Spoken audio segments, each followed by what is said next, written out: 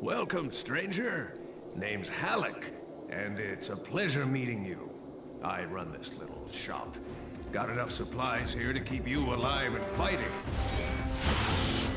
Rage, at its core, is a first-person shooter. These other elements like racing and vehicle combat, they're additive to the experience. But it's important not to get confused by really what we do.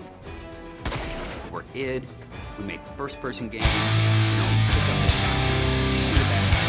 You know what to expect.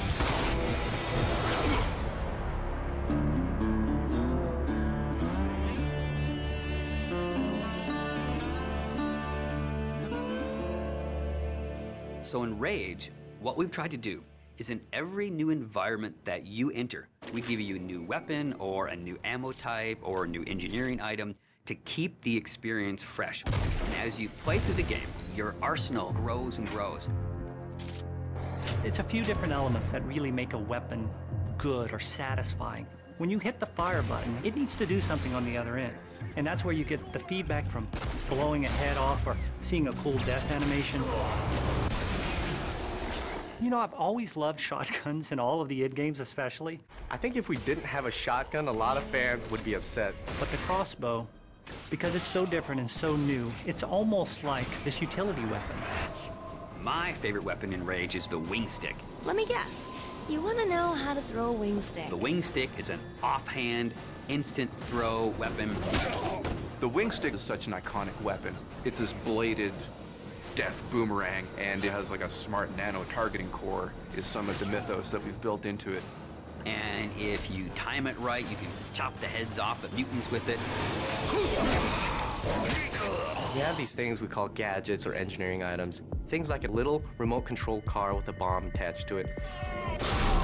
Now you're building this little defense turret. If you have the parts and you have the plans to build it, you can build these anywhere in the world. So now you're running around, you're firing, and instead of just tossing a grenade or just throwing the wing stick, you're tossing down a little defense turret. Then we have other more complex engineering items as you progress through the game, things like sentry bots that are automated robots that shoot all your enemies for you. If you utilize some of the other gadgetry items, you can make it a thinking man's game. But it doesn't stray too far from our core mechanics. It's one button. It all follows the same principle. I pay nicely for quality goods. There is an economy, and when people first think about the economy, they think RPG. But the economy is really your tool to manipulate how you want to play the game. It really is this player choice mechanic. So you're picking up this cash and these other cool items, then you sell it and you pick which ammo you want to buy. When you get these new things, you'll want to try it out. And when you do, you learn how that impacts you as the player and how you want to approach a situation.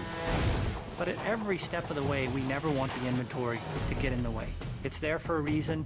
It always has a purpose, but we still want to stay true to that kind of action. The world in Rage is about survival and all the elements that the player will need to succeed in surviving. It's up to them how they want to use those gadgets, weapons, and ammo types. Along with the action shooter experience role that we intend for the player to take, we create these different options in the gameplay when you get into an area with all these various implements of death. Or, you may not want to have any strategy. You just may want to kick in the door, pull out your big shotgun, and start blasting away at the bad guys. We really give players the opportunity to engage the enemy AI in the way that's best for them. And we feel that that adds a lot of life and replayability to the game.